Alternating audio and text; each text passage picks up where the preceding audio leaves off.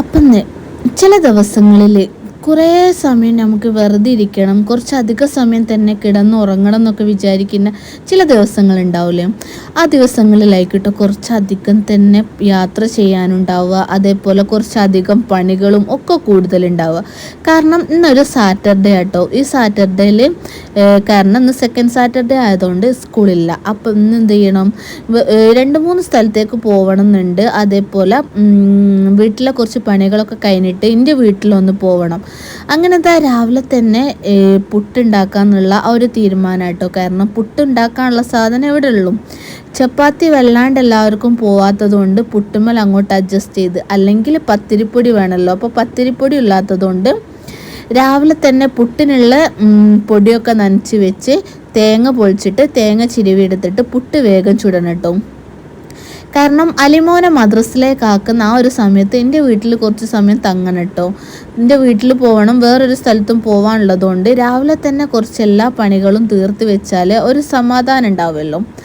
അങ്ങനെ അലിമോനെ ആക്കി വന്നിട്ട് വീണ്ടും പോകാനുള്ളതുകൊണ്ട് കഴിയുന്നതും ഞാൻ രാവിലെ എല്ലാം ആക്കി വെച്ചിട്ടാണ് പോകുന്നത്. ഒരു സൈഡിൽ പുട്ട് ചുടുന്നുണ്ട്, അതേപോലെ ചായ ആക്കുന്നുണ്ട്, ബൂസ്റ്റ് വേണ്ടവർക്ക് ബൂസ്റ്റ് ഉണ്ട്, അതേപോലെ പഴം പുഴുങ്ങുന്നുണ്ട്. പുട്ടിന് പ്രത്യേക കറി വേണ്ടയും, കാരണം തലേന്ന് ചിക്കൻ കറി ആയതുകൊണ്ട് നല്ല അടിപൊളി പുട്ടും ചിക്കൻ കറിയും കേട്ടോ. അങ്ങനെ ഞാൻ ഇവിടെ പുട്ടും ചിക്കൻ കറിയും ചായയൊക്കെ ആക്കിയിട്ടുണ്ടെങ്കിലും ഞാൻ ഇവിടെ നല്ല കേട്ടോ കുടിച്ചത്. അതാണ് വിറ്റ്. എൻ്റെ വീട്ടിൽ പോയപ്പോൾ അവിടെയും പുട്ടയും, ഞാൻ ലാസ്റ്റ് അവിടുന്ന് കേട്ടോ പുട്ടും കറിയും. കാരണം തലേന്ന് പോയ സമയത്ത് തന്നെ ഞാൻ എൻ്റെ വീട്ടിൽ ഉമ്മൻ്റെ ബീഫ് കറി കണ്ടപ്പോൾ എനിക്ക് ഭയങ്കരമായിട്ട് കൊതി വന്നിട്ടുണ്ട് കേട്ടോ. പക്ഷേ ഞാൻ ഉച്ചക്ക് ഫുഡ് കഴിച്ച് പോയത് കൊണ്ടേക്ക് അവിടുന്ന് പൂന്തരം ആ കറിയും കൂട്ടി ഫുഡ് കഴിക്കാനുള്ള ഒരു ഇതില്ല, ഈ വയറ്റിൽ സ്ഥലമില്ലാത്തതുകൊണ്ട് ഞാൻ ഉമ്മനോട് പറയുകയും ചെയ്തിട്ടുണ്ടായി, ഇത് നാളത്തേക്ക് ഉണ്ടാവും, എനിക്ക് നാളെ കഴിക്കണം എന്നുള്ളൊരു വാക്ക് ഉമ്മനോട് പറഞ്ഞിട്ടുണ്ടെങ്കിലും പക്ഷേ ഞാൻ എന്ത് ചെയ്യും, അതൊന്നും എൻ്റെ മനസ്സിലില്ല കേട്ടോ.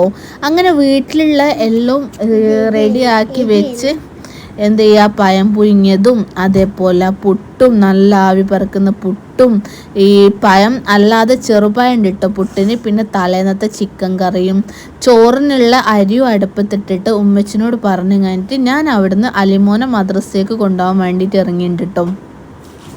അങ്ങനെ അലിമോനെ മദ്രസയെ കൊണ്ടുപോകാൻ വേണ്ടി ഇറങ്ങി കഴിഞ്ഞതിന് ശേഷമാണ് ഒരു സ്ഥലം വരെ പോകാനുള്ളത്.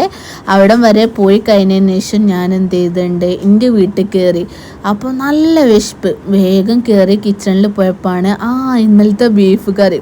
പിന്നെ ഒന്നും നോക്കില്ല, അവിടുന്ന് പുട്ടും ബീഫ് കറിയും അങ്ങോട്ട് തട്ടിട്ടോ. നല്ല ടേസ്റ്റ് ഉണ്ടായി ബീഫ് കറിക്ക്.